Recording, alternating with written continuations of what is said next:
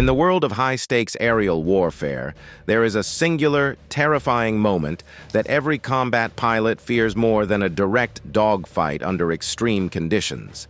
It is not the heat-seeking missile screaming toward your exhaust at twice the speed of sound, nor is it the long-range surface-to-air battery relentlessly tracking your electronic signature from hundreds of miles away. It is the moment of transition. It is that fleeting, extremely vulnerable window where a pilot ceases to be a hunter and suddenly becomes helpless prey. Deep within the hidden command centers and dense forests of Ukraine, a team of elite intelligence operators and specialized drone pilots was not looking for a traditional test of strength in the sky. They were not interested in the cinematic glory of a classic flying ace or the thunderous roar of a kinetic intercept. Instead, they were waiting for a landing. They had been tracking a specific Russian pilot, known to their intelligence networks only as a high-value target, for more than 3 exhausting hours without interruption. They knew his fuel state down to the last liter of kerosene. They knew his precise glide slope and the exact speed at which he would approach the runway.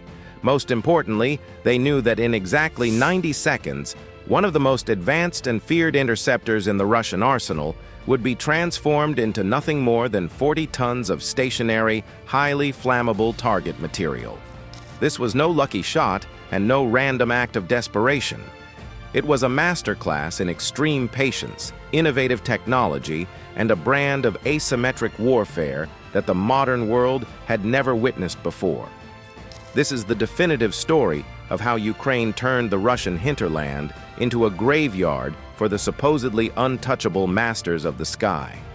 To truly grasp the gravity of what happened on that cold and overcast afternoon, one must understand the machine at the center of this technological storm.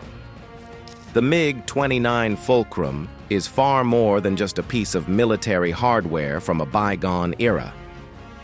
Born in the final tension-filled years of the Cold War, it was developed by Soviet engineers with a single, brutal goal: to reclaim air superiority from the West through raw power. It is fast, incredibly agile, and equipped with a radar and missile suite that makes it a lethal adversary in any close-quarters engagement. For decades, the Fulcrum served as the iron fist of the Eastern Bloc, a global symbol of a superpower's military reach and its technological defiance against NATO.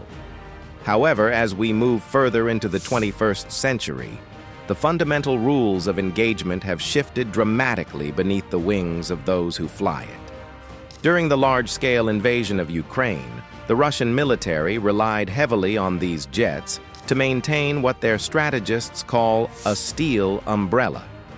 This is a complex, multi-layered defense network designed to deny the opponent any contested airspace by using a combination of high-altitude interceptors and state-of-the-art ground-based missile systems.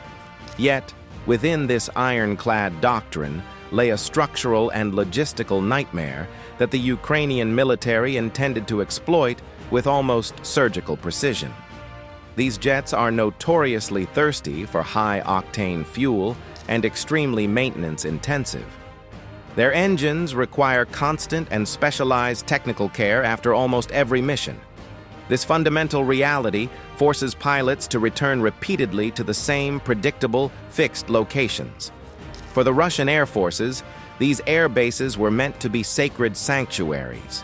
They were protected by the most advanced electronic warfare systems on the planet and guarded by S-400 missile batteries that could supposedly swat any target out of the sky at extreme ranges. But the sanctuary was an illusion, and the protective umbrella was about to tear at its weakest point. The operation did not begin with the spectacular launch of a missile or the deafening roar of an engine. It began with a digital whisper in the shadows and the quiet tapping of keys in a deep underground bunker. Ukrainian military intelligence had established a system they internally called the digital tripwire. This was an intricate web, invisible to radar, composed of data points brought together from a variety of unconventional sources. They utilized high-resolution Western satellite imagery to monitor the movements of ground crews, ammunition transporters, and fuel trucks in real time. They employed sophisticated signals intelligence to intercept the encrypted chatter of air traffic controllers and base security forces. But perhaps most important was the collaboration with a vast, courageous network of local observers living within sight of the Russian air bases. These individuals, often disguised as harmless civilians or simple migrant workers, provided the crucial real-time telemetry that no satellite in orbit could ever capture. Every time a MiG-29 roared off the runway, an encrypted signal was transmitted across the border. The Ukrainian strategists were not just watching. They were conducting a massive, ongoing statistical analysis of Russian flight patterns and the psychological habits of the personnel. Through this, they discovered a critical vulnerability they called the relaxation window. They found that in the extremely stressful environment of an active airbase, there is a specific period of only 5 minutes immediately following a successful landing where the internal security readiness of the entire facility measurably drops. The ground crew focuses entirely on the immediate logistics of the arriving aircraft. The air defense operators often briefly reset their tracking systems or conduct a shift change. It is a moment of collective professional exhaling, a brief sigh of relief that the dangerous mission is over. And precisely this moment of perceived safety was the chosen time for the strike. Imagine the cockpit of that MiG-29 as it turns into its final approach. The pilot is physically and mentally exhausted after hours of deployment. He has spent the last several hours patrolling the highly tense border regions, where his entire nervous system was strained to the absolute limit by the constant, invisible threat of Ukrainian surface-to-air missiles. Every tiny beep of his cockpit warning system sent new surges of adrenaline through his veins during the flight. But as his landing gear audibly locks into place and he sees the familiar, glowing runway lights of his home base before him, he finally allows himself the first moment of relief. He has received official landing clearance. As his tires touch the hot asphalt at racing speed, the physical tension suddenly drains from him. He throttles down the massive engines and begins the slow, almost meditative taxiing toward his armored shelter. He feels safe. He believes he has escaped the danger.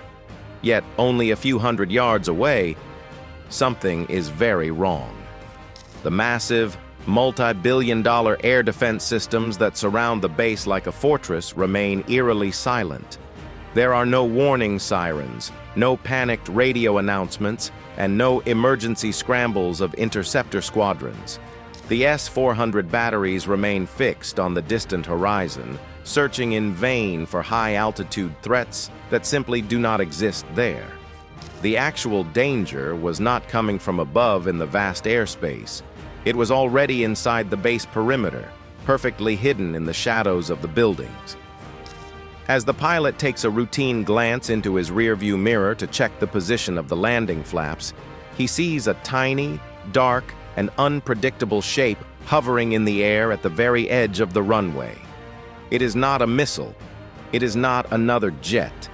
It is something much smaller, more personal, and far more terrifying. In that tiny fraction of a second of realization, the pilot understood the cruel truth of his current situation. He was not the returnee who had just successfully completed a mission. He was the target that had just delivered itself directly to the feet of its hunter. The weapons that breached the best-defended air bases in the entire world were not million-dollar long-range cruise missiles. They were the weapons the operators internally called the Invisibles. These were modified hobby drones costing a few $100s, the kind that could theoretically be found in any large electronics store. In secret Ukrainian workshops, however, these had been radically rebuilt. Engineers had reduced them to the absolute minimum and instead equipped them with high explosive-shaped charges and state-of-the-art thermal optics for night operations. Even more decisive, however, was that they had been provided with a completely new AI-supported terminal guidance system. This allowed the small flying devices to navigate autonomously, even in the presence of the most massive electronic jamming by the Russian army. While the entire attention of the world public was focused on the heavy fighting with artillery and tanks at the front lines, Ukraine had quietly succeeded in smuggling small, highly specialized teams of drone operators deep into Russian territory. These covertly operating cells had spent months smuggling the necessary drone components across the border in inconspicuous small packages that looked like everyday mail shipments from the outside. These agents did not look like soldiers. They appeared to be harmless hikers, students, or simple laborers. On the day of the planned attack, they did not need to be miles away. They were positioned in the tall grass and thick bushes directly outside the security fence of the airbase. At the moment the MiG-29 touched down, several of these small drones rose almost silently into the air, comparable to a swarm of angry hornets. They deliberately did not aim for the pilot's armored cockpit or the robust fuselage. They were instead programmed to seek the most vulnerable point of the entire construction, the massive, wide-open air intakes of the idling engines. By waiting until the aircraft was already on the ground, the Ukrainians bypassed every single technological layer of the Russian defense doctrine. A modern fighter jet is an untouchable marvel of technology in the air, but on the ground, it is little more than a thin-walled, high-pressure metal tank filled with thousands of liters of highly flammable fuel. The resulting explosion was far more than just a material loss. It was a psychological earthquake that shook the entire chain of command of the Russian military to its core. In a single devastating moment, the perceived sanctuary of the airbase was gone forever, replaced by a sense of total, uncontrollable insecurity. The immediate consequence was a state of complete logistical paralysis throughout the region. The Russian air forces suddenly found themselves forced to make a desperate and deeply humiliating decision. They could continue to station their precious jets near the front lines and risk losing them to cheap drones controlled by invisible teams from the bushes, or they could withdraw their entire fleet hundreds of miles deep into the Russian hinterland. Ultimately, they had no choice but to retreat. This strategic withdrawal created a massive vacuum in the skies over the contested area. Every mile that the Russian jets now had to be stationed further back meant a massively higher fuel consumption, significantly less time available over the actual battlefield, and a dangerously slow reaction time to Ukrainian offensive movements on the ground. This tectonic shift in the balance of power gave the Ukrainian Air Force the necessary operational breathing room that had been denied to them since the very first days of the conflict. It allowed the defenders to regroup, upgrade their systems, and prepare the next phase of the war under completely new circumstances. In this new era of asymmetric attrition, the traditional standards of military superiority have been completely turned upside down. The pure acquisition cost of a weapon system is no longer a reliable measure of its strategic value or its actual lethality on the field. A simple, almost primitive drone has just neutralized a million-dollar legend of aviation history. War has always been a game of constant adaptation, an endless evolution in the relationship between hunter and hunted. But in the smoke-blackened skies over the air bases of the East, the prey has found a way to turn the trap against the hunter himself. The decisive question for the future of global conflict is no longer who possesses the fastest jet or the most powerful radar. The question today is who has the more patient and innovative actor on their side, waiting in concealment for that one perfect moment to strike. Write your tactical analysis in the comments. We'll see you in the next deep dive. Stay sharp.